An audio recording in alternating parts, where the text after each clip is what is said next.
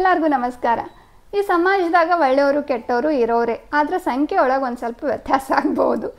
ಆದ್ರೆ ನಾವು ಸಮಾಜ ನಮ್ಮನ್ನು ಹೆಂಗೆ ನೋಡ್ತದೆ ಒಬ್ಬ ವ್ಯಕ್ತಿಯನ್ನು ಅಂತಂದ್ರೆ, ಯಾರ ಹತ್ರ ಭಾಳ ಹಣ ಇರ್ತದ, ಆಸ್ತಿ ಇರ್ತದ, ಅಧಿಕಾರ ಇರ್ತದ, ಅವರನ್ನು ಹೀರೋ ಅಂತ ಬಿಂಬಿಸ್ತದೆ. ಆದರೆ ಯಾರು ಅದು ಹೆಂಗೆ ಬಂತು, ಆ ಹಣದ ಹಿಂದಿನ ಶ್ರಮ ಏನು, ಅದು ಆತನ ದುಡಿಮೆಯ ಬೆವರಿನ ಹನಿನೋ ಅಥವಾ ಮತ್ತೊಬ್ಬರ ಕಣ್ಣೀರೋ ಇನ್ನೊಬ್ಬರ ರಕ್ತನೋ ಅಂತ ವಿಚಾರ ಮಾಡೋದಿಲ್ಲ. ಅಕಸ್ಮಾತ್ ಹಂಗೇನಾರೇ ವಿಚಾರ ಮಾಡಿದ್ರೂ ಅವರನ್ನು ಕೆಟ್ಟ ಅಂತ ಅನ್ನೋದಿಲ್ಲ. ಕಾಲು ಹಾಗೆ ಆದ್ರಿ, ಈಗ ಒಳ್ಳೆಯವ್ರಿಗೆ ಕಾಲು ಇಲ್ಲ ಅಂತಂತಾರೆ. ಅದೇ ಒಬ್ಬ ಆದರ್ಶವಾದಿ ಸೀದಾ ಸಾದಾ ಸರಳ ವ್ಯಕ್ತಿ ಇದ್ದ ಅಂತಂದ್ರೆ ಅವನನ್ನು ಹೀರೋ ಅಂತ ಅನ್ನೋದಿಲ್ಲ. ಏನು ಗಳಿಸ್ಕೊಂಡ ಅವ, ಒಂದು ಮನೆ ಕಟ್ಕೊಂಡ, ಒಂದು ಕಾರ್ ತೊಗೊಂಡ, ಒಂದು ಬೈಕ್ ತೊಗೊಂಡ, ಒಂದು ಚಲೋ ಬಟ್ಟೆ ಹಾಕೊಂಡ, ಏನು ದುಡಿದು ಏನು ಮಾಡ್ತಾನ ಅಂತ ಅವನನ್ನು ಬೈತಾರೆ. ಭಾರಿ ಗಾಂಧಿ ಆಗಕ್ಕೆ ಹೊಂಟಾನ ನೋಡು ಅಂತಾರೆ. ನಾವು ಈ ಸಮಾಜದ ಒಂದು ಭಾಗ, ನಾವೆಲ್ಲ ಸಮಾಜಕ್ಕೆ ಸೇರಿದವರು ಅಂದಮೇಲೆ ನಮ್ಗೆ ಹಂಗೆ ಅನ್ನೋರು ಇರ್ತಾರೆ, ಹಿಂಗೆ ಅನ್ನೋರು ಇರ್ತಾರೆ.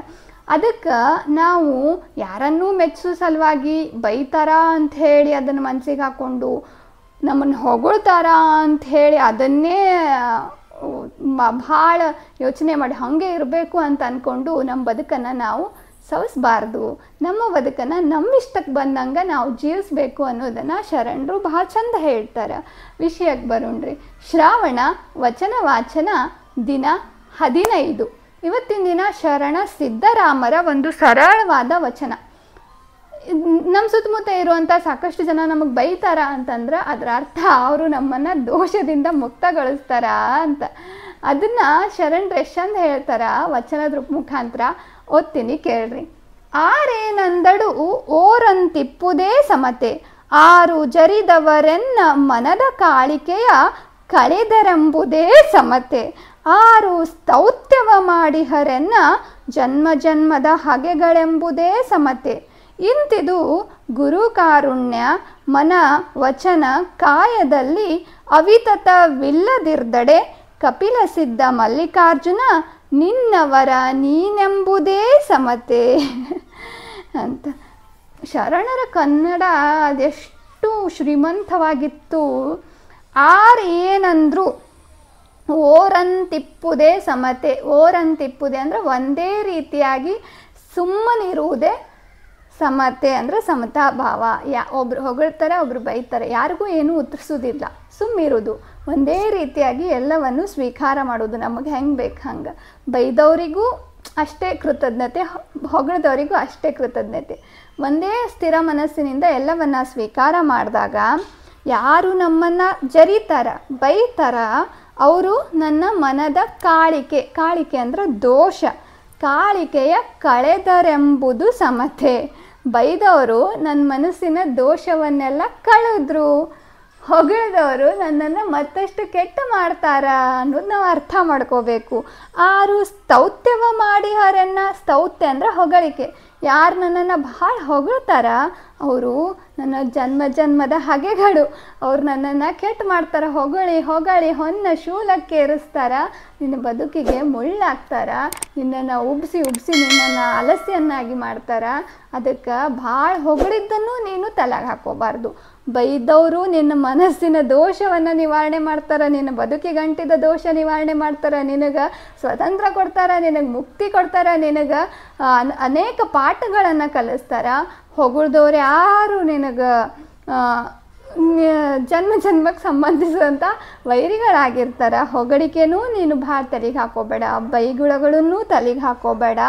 ಇಂತಿದು ಗುರು ಕಾರುಣ್ಯ. ಕಾರುಣ್ಯ ಅಂದರೆ ಕೃಪೆ. ನಾವು ಎರಡನ್ನೂ ಸಮಾನವಾಗಿ ಸ್ವೀಕರಿಸೋ ಮನೋಸ್ಥಿತಿಯನ್ನು ಗಳಿಸ್ಕೊಂಡ್ವಿ ಅಂದರೆ ಅದೇ ಗುರುವಿನ ಕೃಪೆ ನಮ್ಮ ಮ್ಯಾಲೆ ಆಗ್ಯದ ಅಂತ ಅರ್ಥ. ಈ ಬೈದಾಗ ಭಾಳ ತಲೆ ಕೆಡ್ಸ್ಕೊಂಡ್ವಿ, ಹೊಗಳ್ದಾಗ ಭಾಳ ಉಬ್ಬಿದ್ವಿ ಅಂತಂದ್ರೆ ನಮಗಿನ್ನೂ ಗುರು ಕಾರುಣ್ಯ ಆಗಿಲ್ಲ ಅಂತ ಅರ್ಥ. ಮನ ವಚನ ಕಾಯಕದಲ್ಲಿ ಅವಿತತವಿಲ್ಲದಿರ್ದಡೆ. ಅವಿತತ ಅಂದ್ರೆ ವ್ಯರ್ಥವಲ್ಲದ. ಮನಸ್ಸು, ನಮ್ಮ ಶರೀರ, ನಮ್ಮ ಮಾತು ವ್ಯರ್ಥ ಆಗಬಾರ್ದು. ಸುಮ್ಮನೆ ಏನಾರೇ ಹೇಳೋದು, ಇನ್ನೊಬ್ರ ಮನಸ್ಸನ್ನು ಬೇಜಾರು ಮಾಡೋದು, ಸುಮ್ಮನೆ ಏನಾರೇ ಮಾಡೋದು, ಕಾಯ ಕೆಲಸದ ಟೈಮ್ನಾಗ ಮಕ್ಕೊಂಬಿಡೋದು, ಕೆಲಸ ಮಾಡೋದಿಲ್ಲ, ಕಾಯವನ್ನು ವ್ಯರ್ಥ ಮಾಡೋದು, ನಮ್ಮ ದೈಹಿಕ ಶ್ರಮವನ್ನು ಹಾಳು ಮಾಡ್ಕೊಳ್ಳೋದು, ಆಲಸ್ಯಗಳಾಗೋದು, ಮನಸ್ಸಿನಾಗ ಬೇಡದ ವಿಚಾರಗಳನ್ನು ತುಂಬ್ಕೊಳ್ಳೋದು ಎಲ್ಲ ವ್ಯರ್ಥ ಮಾಡಿಬಿಟ್ವಿ ಅಂತಂದ್ರೆ ನಮ್ಮ ಬದುಕೆ ವ್ಯರ್ಥ ಆಗ್ತದೆ. ಮನಸ್ಸು ವ್ಯರ್ಥ ಆಗಬಾರ್ದು, ನಮ್ಮ ಮಾತುಗಳು ವ್ಯರ್ಥ ಆಗಬಾರ್ದು, ನಮ್ಮ ಕಾಯ ಈ ಶರೀರ ವ್ಯರ್ಥ ಆಗಬಾರ್ದು, ಸತ್ಪಾತ್ರಕ್ಕೆ ಸಲ್ಲಬೇಕು.